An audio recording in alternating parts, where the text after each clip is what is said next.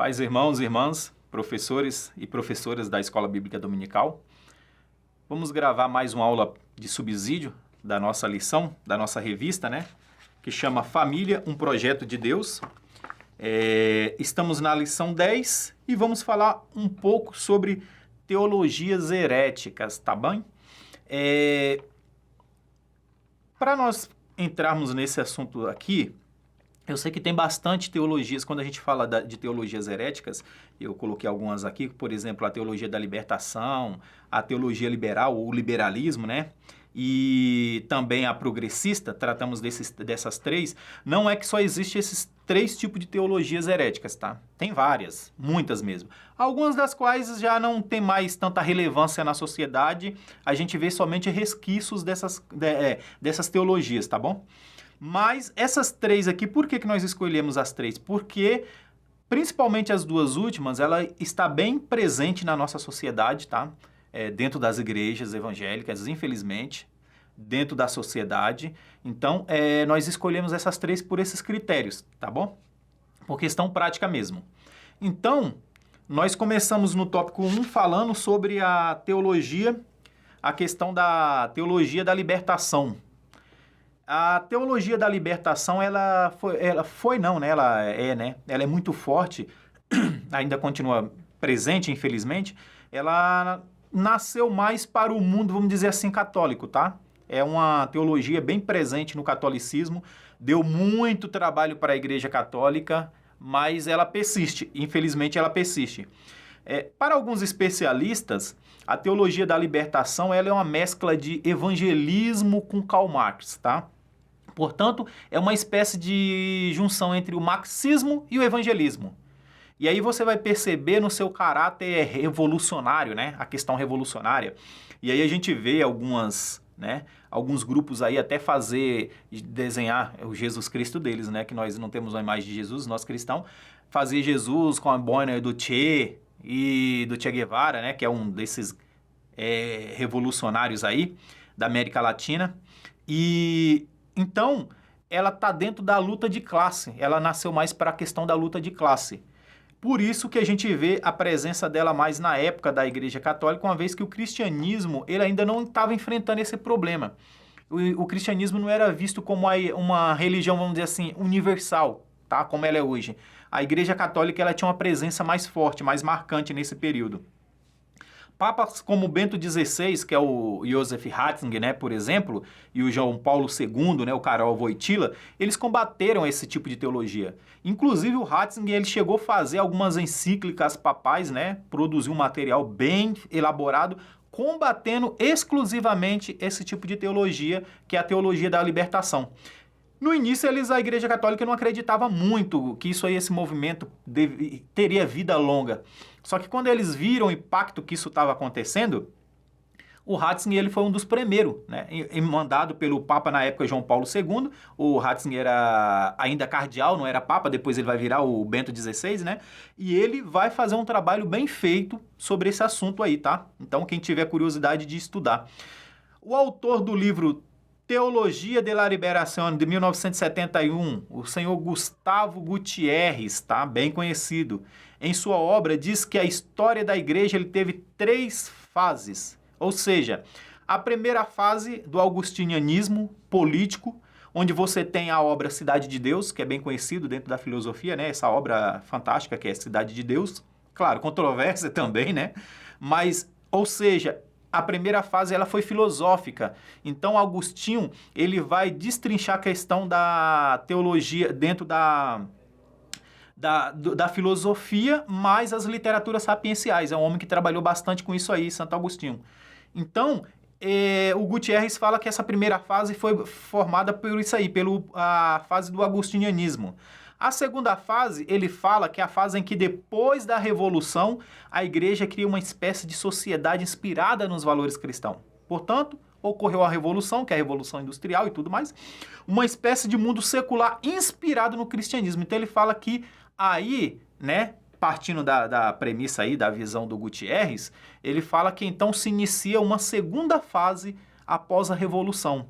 Ou seja, a igreja ela influencia a sociedade. o seu caráter moral, seu caráter ético, religioso. Então, tudo girava em torno da igreja, tá? Então, a igreja tinha voz, ela ditava o que era ético, o que era moral dentro da sociedade. Mas aí ele fala que teve uma terceira fase, tá? Que é a fase em que o próprio Gutierrez se propunha a implementar. Era ele, né, segundo ele, é uma das pessoas que se propôs a gerar essa terceira fase, tá?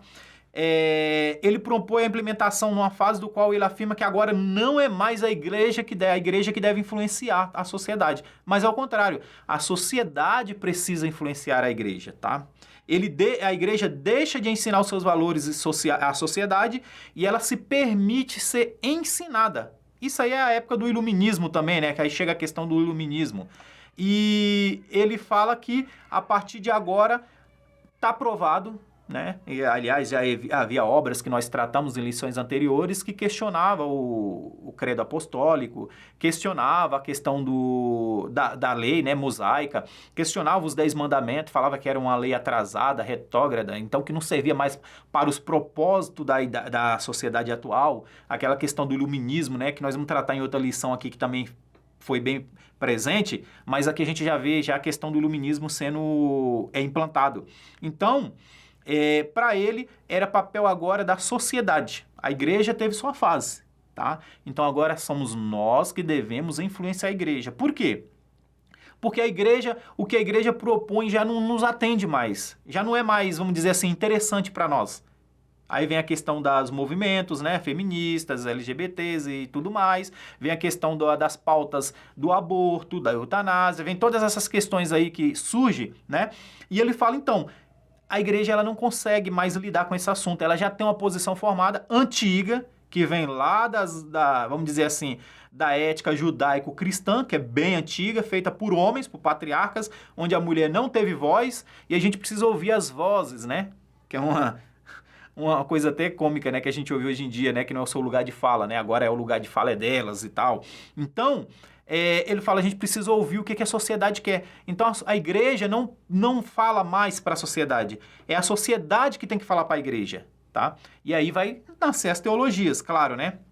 Então, esse Gutierrez, ele vai fazer essa proposta. Então, quando nós chegamos no tópico 2, nós vamos falar sobre a teologia liberal, tá? E o que é o liberalismo? O que eles defendiam? Primeiramente, eles defendem que as escrituras elas contêm erros. Não é que elas estão erradas, tá? Eles não falam assim, a Bíblia está errada, queima, joga fora, não. Eles falam, não, a Bíblia contém erros. Não que ela esteja totalmente errada, mas ela tem algumas coisas que precisa ser reescrito, reinterpretado. Não é nem reescrito, né? Reinterpretado. E após a ser reinterpretado, a gente vai fazer o quê? Uma nova escrita. Aí vem a Bíblia feminina, né? A Bíblia feminina não, né? A Bíblia feminista, tá? Vem a questão da Bíblia feminista. Portanto, o liberalismo também defende que os milagres, uma das coisas que eles defendem, tá? É que os milagres, eles nunca aconteceram. Eles falam, então, como explicar os milagres? Ele fala, olha, tudo isso não passa da invenção da mente dos apóstolos de Jesus. O que aconteceu aqui? Eles vão dizer, olha, naquela época, eles não tinham ciência para dizer, por exemplo, de onde vem o raio, de onde vem a chuva. Hoje em dia a ciência fala, é como nos nimbos, né? São pequenas partículas que sobem com vapor, toda aquela coisa, né? Se acumula naquela região, depois os atritos entre átomos e tal, átomos e nêutrons. E ele fala bem assim, olha, então, eles não tinham essa visão científica para saber como que cai a chuva, como que o raio nasce. Os fenômenos naturais, eles não sabiam falar disso aí. Hoje em dia não, hoje a gente sabe, então não dá mais para seguir a mentalidade dessas pessoas, tá? Então a gente precisa fazer uma releitura da Bíblia. E eles diziam o seguinte, tudo isso não passava de invenção da cabeça deles, tá? Ou seja, os milagres são fruto da imaginação limitada que ocorre dentro de um fato inexplicável, o qual a pessoa tenta atribuir a Deus o ocorrido. Ele fala, então por isso eles falavam que era de Deus, tá? Fogo caído, por exemplo, a cena de Elias, né? Onde Elias ora e o fogo desce e consome. Eu falo, cara, eu tenho uma explicação científica para isso aí, tá bom? Mas os fenômenos meteorológicos, por exemplo, quando Josué ora, né? E o tempo, ele fala, então, eu tenho outra explicação para isso. Aí o Rio Nilo quando virou sangue lá na questão do Egito, lá na época de Moisés, né, das 10 pragas. Ele fala, então, a gente tem umas questões meteorológicas, porque da praga de rã, da praga de carrapatos, da praga de mosca. Ele fala, eles não tinham, então para eles era Deus. Hoje não, hoje a gente tem. Por quê? Porque tem fatos antigos que mostram que isso já aconteceu em outros lugares. Nunca foi comprovado, mas eles temam em falar principalmente da transformação do Rio Nilo em sangue, tá? Ele fala, não, a gente tem fato científico que comprova isso. Tem até filmes, né, que a gente encontra nesse sentido aí. Então eles falam, então, eles não tinham ciência para orientar, a ciência não tinha evoluído a esse ponto. Portanto, fato como o anúncio de anjos à Virgem Maria, a sua gravidez em estado virginal, que é uma coisa que eles falam, é impossível, né? E aí, como que você explica aí essa concepção virginal da Virgem Maria? Ele fala, então, aí tem até uma teoria, tem os menos, vamos dizer assim, os menos radicais, diz assim, então, na verdade, Jesus era filho de Maria e José mesmo, era filho do casal natural, foi uma relação natural. Os radicais, eles vão além e diz o seguinte, que Jesus, na verdade, é o filho de um soldado romano com Maria, ou seja, uma relação extraconjugal e, por causa de escândalo e tudo mais, Maria seria apedrejada, teria que ser morta, conforme a lei dizia. Então falaram que apareceu um anjo que disse tudo aquilo. Percebe a questão? Isso aqui foi levantado justamente onde? Quando surgiu a teologia liberal. Portanto, para a teologia liberal, Maria nunca... nenhum anjo nunca apareceu para Maria, né? E muito menos ela teve essa gravidez em estado virginal. Cristo andar acima das águas. Ele fala, então, também tem uma explicação científica para isso, né? E a ressurreição de Lázaro, ele fala, rapaz, não foi bem assim que ocorreu. A transubstanciação é fácil, química, né? Química básica, irmãos. É química básica, não tem nada de milagre. A ressurreição e o aparecimento de Cristo a seus discípulos após morrer, ele fala, então, essa é a mais questionada. O maior ataque do liberalismo, dentro desses pontos aqui, é justamente a ressurreição de Cristo. Que eles fazem de tudo para provar. Ele fala, tá, tudo bem, o Jesus histórico, como eles dizem, né? O Jesus histórico está provado que ele existiu, então tem documentos e tal, tudo mais. Não dá mais para negar que esse Jesus histórico exista. Que, aliás, nós só defendíamos que ele não existia porque não tinha nenhuma prova. Mas agora que tem uma prova que o Jesus histórico existiu, ok, tranquilo, né? O Jesus histórico está tranquilo. Mas assim, ele não ressuscitou. Ele foi morto? Pode ter sido morto. Né? Era a prática da época, era assim que se fazia, mas ele não ressuscitou. E por que então que os seus discípulos inventaram? De onde surgiu essa história? Eles falam, então... e aí, engraçado, viu? Presta atenção que eles conhecem muito bem a Bíblia, tá? Eles conhecem muito bem a Bíblia. Que, aliás, é uma das coisas que os judeus até hoje batem, que esse Jesus não é o Messias que eles esperavam. Por quê? Porque Jesus não cumpriu com todas as coisas que o Antigo Testamento, os profetas diziam que ele iria cumprir. E uma delas era a paz mundial, né? Implantar esse reino e trazer a paz mundial. Eles falam, esse Jesus não trouxe. Então... como que explicar essa ressurreição? Ele fala, então, o que acontece? Nesse caso aí, eles examinaram todas as passagens da Bíblia e viram que era inquestionável os pontos levantados pela sociedade da época, que Jesus não cumpriu com essas coisas. Então, o que eles fizeram? Eles inventaram que esse Jesus ressuscitou, né? E ele morreu. E aí, como que vocês explicam para continuar o seu movimento? Eles falam, então, vamos falar que Jesus ressuscitou, portanto, a ressurreição de Cristo é uma invenção dos seus discípulos, tá? Foi uma invenção dos seus discípulos. E aí tem toda uma questão em torno disso aí, né? Mas Paulo vai dizer lá na frente, né? Paulo deixa bem claro, observa que isso aí não é uma coisa de hoje, né? Não foi o liberalismo, vamos dizer assim, quando a gente fala que o liberalismo começou a surgir, para ser debatido amplamente, tá? Mas observe que Paulo ele já tinha problema com essa situação. Porque lá na frente ele fala, olha, se Jesus não ressuscitou, ele fala, é vão nossa fé. Então o que a gente está fazendo aqui? Por que nós vamos nos sacrificar? Por que nós vamos abrir mão das coisas dessa vida, dos prazeres da terra, terrenos? Por que nós vamos procurar ser éticos, morais? Ele fala, para que tudo isso? Ele fala, olha, se verdadeiramente Cristo não ressuscitou, ele fala, é em vão tudo isso que nós fazemos. Então Paulo fala, deixando bem claro, então, eu não continuo fazendo, significa que eu creio que ele ressuscitou. Eu faço porque eu tenho fé que ele ressuscitou, tá? E, aliás, Paulo tinha recebido, vamos dizer assim, pessoalmente, né, Jesus, né, falar com ele também. Então, Paulo fala, eu creio que ele ressuscitou. Então, vê que o liberalismo ele vai levantar essas questões aqui e à luz da Bíblia. Tá? Eles vão pegar o judaísmo, que rejeita esse Cristo, né, que ressuscitou. Eles vão pegar as provas lá no Antigo Testamento. Isso aqui não se cumpriu. E aí vai fazer todo esse emaranhados aí, né, de narrativas. E aí, por fim, vai falar, tá vendo? Não passa de invenção daquele povo. Então, para quê? Para dar um título de divindade a Jesus. Então, essa era a intenção dos discípulos. Eles queriam transformar esse Jesus em um ser divino. Então, eles constituíram toda essa narrativa para chegar nesse ponto. Então, os liberalistas, eles defendem que são mitos e lenda de uma era pré-científica. Eles falam, a ciência ainda estava começando, era pré-científica, ela não havia sido instaurada. Ou seja, as pessoas daquela época não sabiam como funcionavam essas coisas.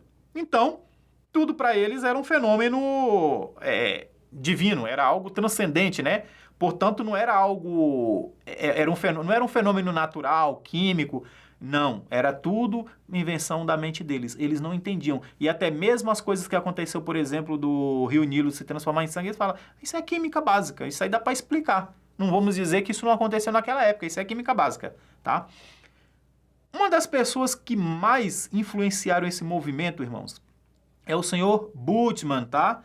Rudolf Bultmann. Ele fez um livro, uma obra chamada Jesus Cristo e a Mitologia. A capa desse livro, ele hoje em dia mudou, mas a capa original era Jesus Cristo andando sobre as águas e um barquinho, né? Bultmann já em ironia fazendo isso, né? Jesus Cristo andando sobre as águas, um barquinho lá no meio do mar, né? E Jesus andando sobre as águas. E o título é Jesus Cristo e Mitologia, onde o Bultmann vai tratar essa questão do Novo Testamento como algo mitológico. Ele vai tentar desconstruir os milagres, todos isso que nós falamos aqui. Então, nesse contexto aí, o Bultmann, ele fez diferença por quê? Bultmann era um homem muito estudado. Bultmann era um dos caras que conheceu hebraico como poucas pessoas conheceu realmente em todos os tempos, viu? Vamos dizer assim, pessoas não judeus, né? O Bultmann, ele entendia de outros idiomas, inclusive línguas mortas, que já não existia, ou seja, né, que não existia mais. E o Bultmann, ele era perito em linguística, tá? Na questão de estudo de línguas e tudo mais. E o Bultmann, ele conhecia muito bem do hebraico. Aí ele pegava seu conhecimento do hebraico e tal, né? Para usar, para desmistificar esse Jesus. Então, era uma pessoa que, vamos dizer assim, ele teve os méritos do seu trabalho chegar nesse ponto aqui por uma questão intelectual, que o Bultmann era bem preparado para esse tipo de trabalho. Só que o Bultmann não contava com outro nome que apareceu, que é o Karl Barth, tá? Karl Barth, um grande nome que combateu esse movimento na Europa, que já estava sendo secularizada, né, devido à influência do Bultmann, é um pastor suíço do século XIX, século XX ali. Então, Karl Barth, ele ficou famoso pelo seu comentário em Romanos. Então, Karl Barth vai fazer um excelente comentário no livro de Romanos. Claro que não vamos concordar com todas as informações que Karl Barth colocou ali. Eu andei dando uma lida e tem coisas ali que não bate muito com o que nós defendemos hoje. Mas o Karl Barth, ele ficou bem conhecido por combater essa teologia, tá? E ele foi bem sucedido, pelo menos na sua obra. E aqui inicia-se o chamado a neo-ortodoxia, que é um nome já bem conhecido, né? A neo-ortodoxia, a partir de Karl Barth, começa um movimento chamado neo-ortodoxo, tá? Para combater esse movimento. E esse movimento, ele é responsável por propagar o deísmo. Aí já entra mais para uma questão filosófica, né? Que o deísmo é uma visão, ou seja, o deísmo que é uma visão distorcida sobre Deus. Aí tem a questão do deísta quente, deísta frio, nós não vamos entrar nessa questão aí que é mais filosófica, né? Mas para os deístas, né? Alguns deístas, eles defendem que o universo é um gigantesco relógio mecânico e Deus é o seu relojoeiro. Como que você explica então o universo? Aí os deístas falam, olha, imagina um relógio, tá? É uma coisa complexa um relógio.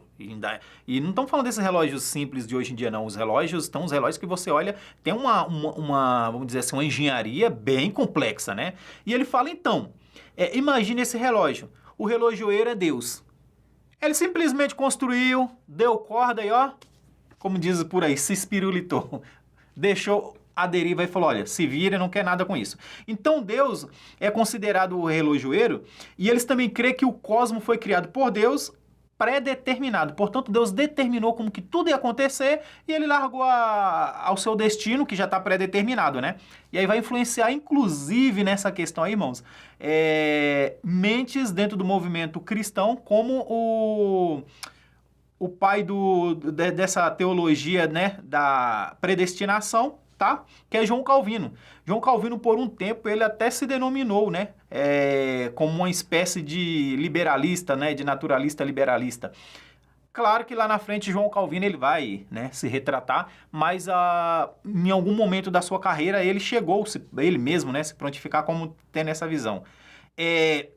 Eles também creem que o cosmos foi criado por Deus, né, determinado, foi criado como uniforme de causa, né, uma uniformidade de causas e efeito, ou seja, um sistema fechado. Deus já determinou tudo que vai acontecer, é um sistema fechado. E como esse sistema foi construído e fechado por Deus, toda intervenção humana é inútil. Portanto, tudo já está determinado. Quem vai ser rico, quem vai ser pobre, como que o mundo vai ser.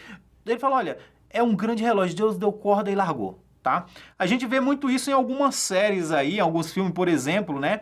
Tem uma série aí que durou muitos anos, que é de uns irmãos Winchester, né? Que eles tratam desse assunto aqui, onde Deus, né, abandonou, Deus estava chateado da vida e foi dar um tempo.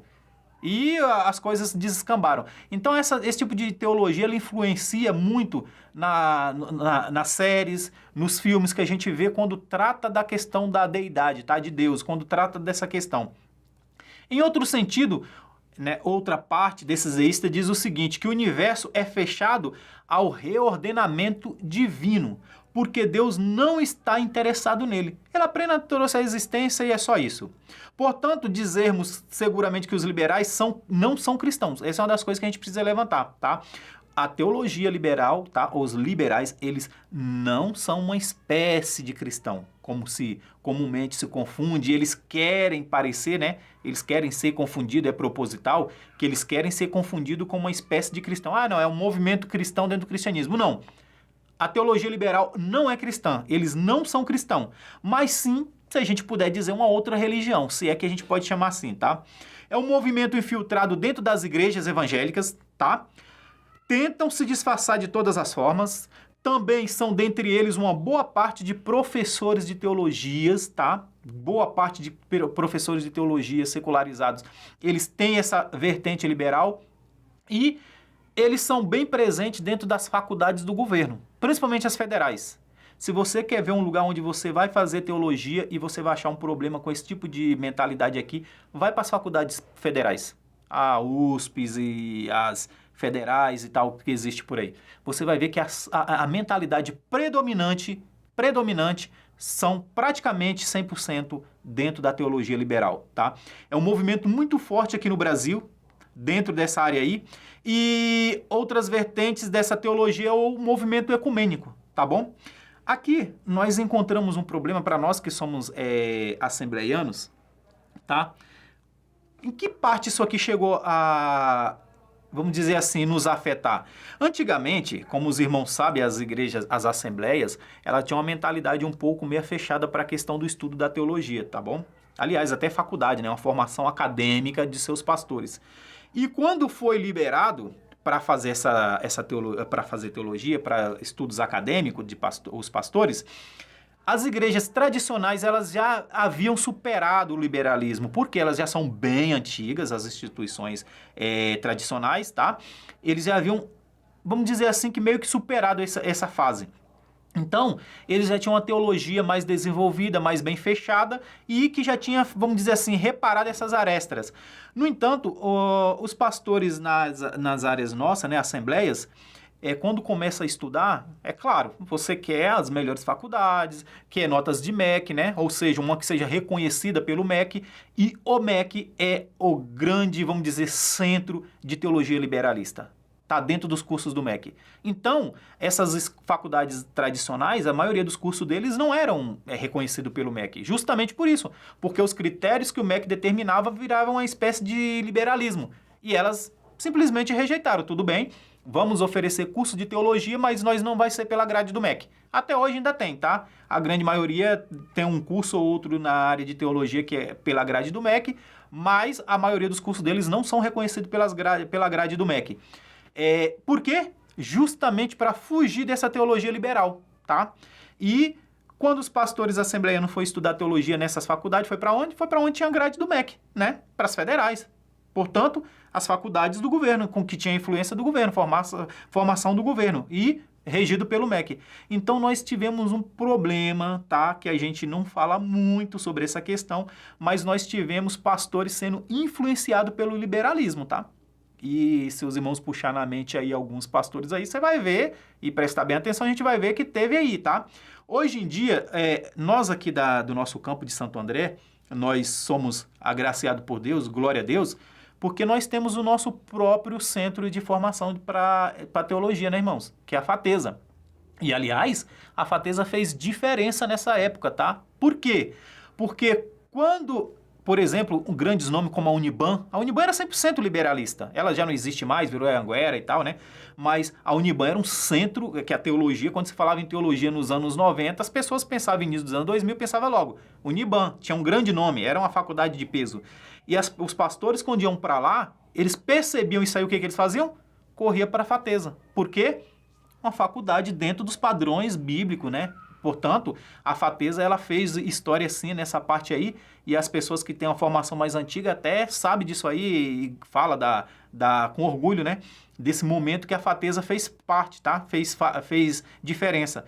Então, nós do campo de Santo André, nós tivemos a FATESA, mas as outras assembleias não têm uma faculdade para isso aí. E as pessoas de outros campos iam para onde? Faculdade tipo Uniban, que é secularizada e 100% dentro do liberalismo. E os pastores que conseguiam perceber isso, faziam o quê? Fugir de lá e vinha para a FATESA, estudar na FATESA, tá? Então, essa é uma das vertentes do movimento, inclusive dessa questão do liberalismo, a gente vai ver o ecumenismo. O ecumenismo é a expressão máxima do liberalismo, tá? O ecumenismo é a expressão máxima do liberalismo, que é onde não interessa qual é a sua matriz, né? Como eles chamam, né? Matrizes, né? Qual é a sua matriz? O importante é que você entrou aqui dentro para agradar, para servir a Deus, ao Deus único, né? Então, o Deus do candomblé, o Deus do espiritismo, o Deus de todas as denominações é o mesmo Deus, então tá tudo certo, a gente vai fazer um grande culto ecumênico.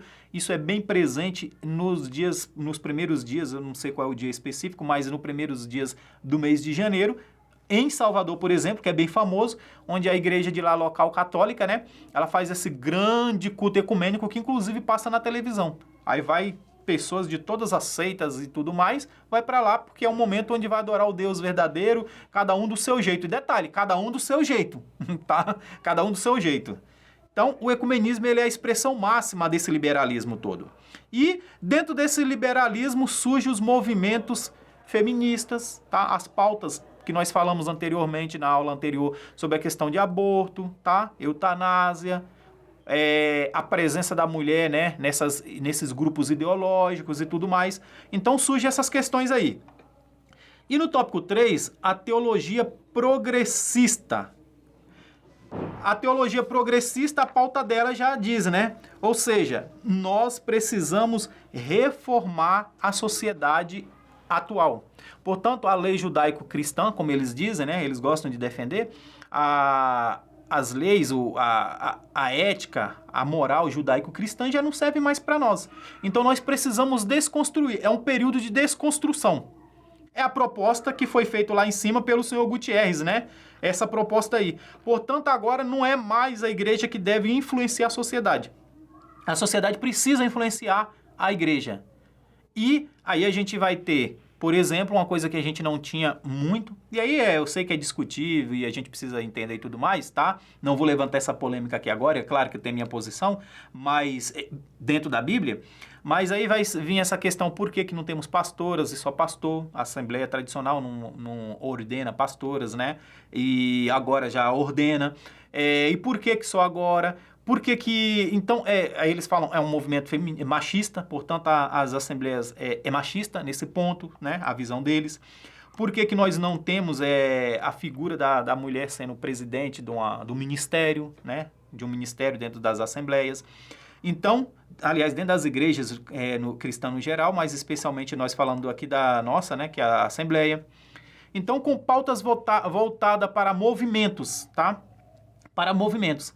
Movimentos feministas, movimento de ideologias de gêneros e aí colocando mais em foco a questão do aborto, né, como nós falamos, da eutanásia e a questão do direito, corpo da mulher, meu corpo, minhas leis, né, minhas regras, meu corpo, minhas regras. Isso aí é amplo, que se a gente for entrar só nesse ponto aqui, meu corpo, minhas regras, a gente vai fazer aulas e aulas só sobre esse assunto, né?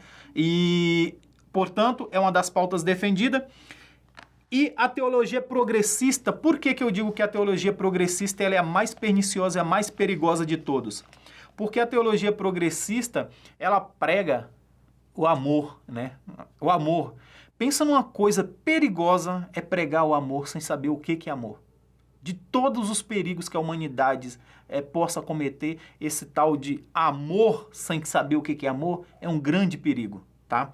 Porque hoje em dia é falta de amor ao próximo. A Bíblia ensina amor ao próximo. E o próximo ele tem seu jeito, ele tem sua religião, seu credo, sua crença, sua fé. E eu preciso respeitar isso porque o amor diz que o amor ao próximo inclusive é um dos mandamentos, né? O segundo grande mandamento é o amor ao próximo. Então quando nós desrespeitamos, isso aí é claro a pauta deles, né? Quando nós desrespeitamos o direito deles, né? Então a primeira coisa que nós estamos fazendo é faltar com o amor. Então, as pautas voltadas para essa questão aí, de todas as teologias, a mais perigosa é a progressista. Que inclusive a progressista ela está dentro com uma forma que nós adoramos a Deus. Aí a gente vai ter os movimentos, com todo respeito para quem defende, tá? Os movimentos de igrejas pretas, tá? De paredes pretas, de show de luzes, de robôs em palco, né, com show de luzes, em pleno culto, né, um robô, né, DJs, né, a igreja toda escura e um grande canhão, né, de luz apontando, colocando, evidenciando simplesmente a pessoa que está no púlpito, ele é o centro das atenções, tá, todas as atenções estão voltadas para ele.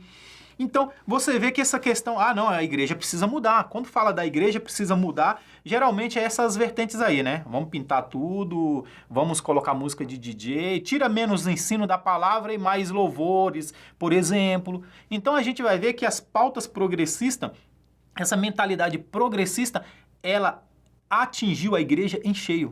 Então, hoje em dia, a gente prega que não dá mais para continuar como nós continuamos, né? Como nós estamos hoje. A gente precisa mudar a igreja precisa passar por transformação. É bem verdade que ao longo do tempo, em todo o tempo, desde Jesus, a igreja antes de Jesus era uma, a igreja a partir de Jesus é outra, e a igreja lá da época de Jesus não é a nossa, a igreja da época de Paulo não é a nossa, a igreja da época dos pais da igreja, Papias e todos eles, não é a nossa, né? A igreja da época da reforma não é a nossa. É óbvio que a igreja sempre se reforma, tá? É óbvio que ela sempre vai passando por reformas. Mas a reforma que se defende aqui não é essa reforma natural, gradual, né? E necessária para os seus tempos. É uma reformas ideológicas. É uma reforma de visão ideológica simplesmente, tá? E de movimentos do presente século, né? Do momento. Então, se hoje em dia tal igreja está agindo assim, a gente também precisa ir. É a onda das churches, por exemplo, né? Que influenciou muito, hoje em dia influencia muito. E uma das coisas que a gente precisa prestar atenção aqui, irmãos, que é assim, ó. Quando essas coisas chegam aqui no Brasil, lá fora, elas já estão cansadas. Ninguém está mais, vamos dizer, como diz os jovens, nessa vibe, né? Ninguém está mais seguindo essas ondas. Essas ondas já foi superada lá fora. Então, tudo que a Europa, que o mundo, lá na Europa, as igrejas europeias, americanas, elas já estão saturadas, a gente abraça como se fosse novidade. Dentro teológico, livros teológicos, escritores teológicos, jeito de fazer cultos. Enquanto as pessoas lá estão tentando desfazer o que eles viram que não deu certo, nós estamos tentando implementar aqui no nosso ambiente. Infelizmente, é sempre assim. Então a gente precisa ter cuidado com essas pautas, tá? Progressistas. Eu creio que a pior de todas é a teologia progressista, é a que mais desequilibrou a igreja dos tempos de hoje. Então nós entramos no tópico 4, para nós encerrarmos, sobre Efésios 6, tá? Que vai falar aqui sobre a questão da armadura de Deus, tá? Efésios 6, e a armadura de Deus para a família.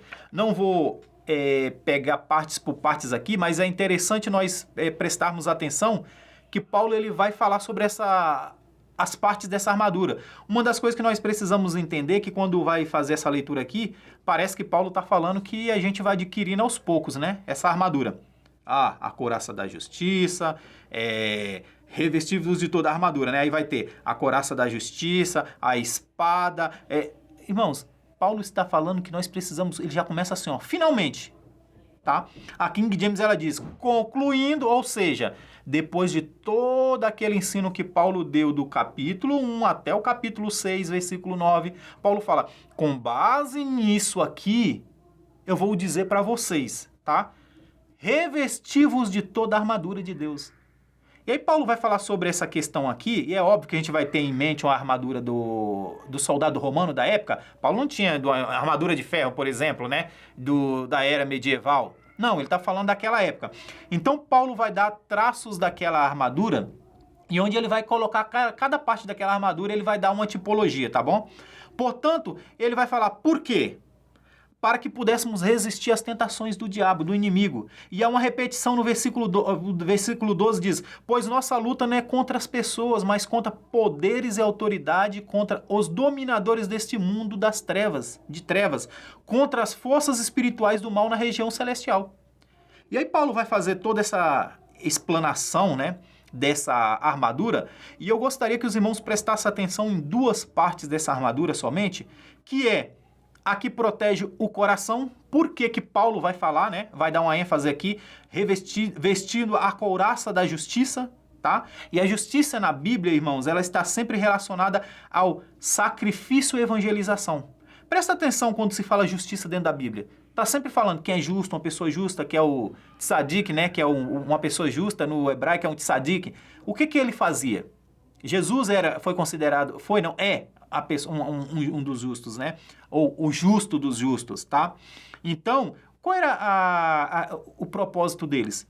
Então, era uma vida de sacrifício perante Deus e influenciação da sociedade, ou seja, pregação do evangelho, da boa nova, tirar o homem das trevas e levar para a luz. Então, a couraça da justiça, ela protege o quê? O coração. Então, essas duas partes aqui, eu gostaria que os irmãos, se possível, dessem uma ênfase na aula sobre essas duas partes, o coração e a mente, irmãos, tá? Por quê? Todas as nossas lutas contra o pecado se passam nessas duas regiões. Não é no pé, na mão, não é em outro membro. Apesar do que os membros dos nossos corpos, ele responde aos desígnios do nosso coração, aos desejos do nosso coração e às ordens, que quem comanda tudo é o cérebro, é a mente, mas não é essas partes. Toda a nossa vida está pautada no nosso coração e na nossa mente. O cristianismo é um compromisso do nosso coração com a palavra de Deus. É isso que é o cristianismo. Se fôssemos resumir, o que é o cristianismo? É simples, é o compromisso do nosso coração com Deus. Portanto, a palavra de Deus de Gênesis e Apocalipse vai tratar da questão do coração. Inclusive, o coração é colocado como grande altar. Ou Deus usa esse altar, ou o inimigo usa esse altar. Mas o coração do homem, involuntariamente ou voluntariamente, ele sempre vai ser um altar, para que uma divindade se aposta dela. E, no último lugar, quando nós não colocamos nem Deus nem o inimigo, nós nos colocamos nós mesmos, ou seja, o alter ego, tá? Nós colocamos nós mesmos no nosso coração, tá? Como ídolos em nosso coração. Então, quando fala da mente, vê que Paulo ele tratou muito bem desses assuntos em todas as suas cartas. Paulo sempre busca para que as pessoas prestem atenção no coração e na mente. E na mente, Paulo vai falar sobre os ataques que aconteceriam, né? Por exemplo, lá em Timóteo, quando ele vai falar sobre a questão do presente século, como que seriam os homens do presente século. E ele vai falar que a influência secularizada numa questão mais intelectual, que a influência intelectual estaria presente. O grande risco das pessoas do presente século que Paulo estava falando era, e aí presente século em Paulo, essa era presente, é a mesma coisa de mundo em João, tá? Então, a influência seria intelectualizada. Portanto, uma das coisas que a gente precisa entender, irmãos, aqui, ó, que hoje, tá? Infelizmente, hoje nós temos... Pode entrar. Deixa ele entrar, depois continua. Hoje nós temos Uma das coisas que nós precisamos prestar atenção aqui, irmãos, que toda a nossa luta que hoje nós temos, né? E que toda a nossa luta se passa nessas duas áreas, no coração e da mente. E aí adendo aqui que eu gostaria que os irmãos deixassem bem claro para os jovens da sua congregação, tá? Jovens, presta bem atenção nisso aqui. Existe uma grande batalha sendo travada nesse momento pelo seu coração e pela sua mente. Por quê? É aí que estão todas as saídas da vida. A Bíblia deixa isso bem claro lá em Provérbios, em Hebreus. A gente vai ver passagens em Salmos falando sobre a questão de onde que saem as decisões da nossa vida, é do nosso coração. Portanto, preste atenção. Existe uma batalha acirrada hoje sendo travada pelo lugar em seu coração e na sua mente. Essa é a grande luta que nós, como cristão, nós travamos dia após dia debaixo do sol, irmãos. É a luta contra aquilo que entra na nossa mente e que se assenta em nosso coração, tá bom? Portanto, Efésios 6, irmãos, ele é mais ou menos essa visão que eu gostaria de passar para os irmãos, que Efésios 6 ele não está deslocado de todos o restante da Bíblia, tá? Todo o restante do livro de Efésios. Do capítulo 1, versículo 1 até o capítulo 6, versículo 9, a conclusão Paulo vai fazer no capítulo 6, versículo 10 em diante, Paulo vai fazer as suas considerações. Portanto, essa é a questão que eu gostaria de ter abordado aqui com os irmãos, e eu espero que os irmãos aproveitem bem, tá? O domingo, que Deus dê uma excelente manhã para vocês e que nós possamos aproveitar esse momento de comunhão que nós temos na nossa Escola Bíblica Dominical para fortalecermos a nossa mente e o nosso coração. Agradeço aos irmãos, Deus abençoe a todos e até a próxima.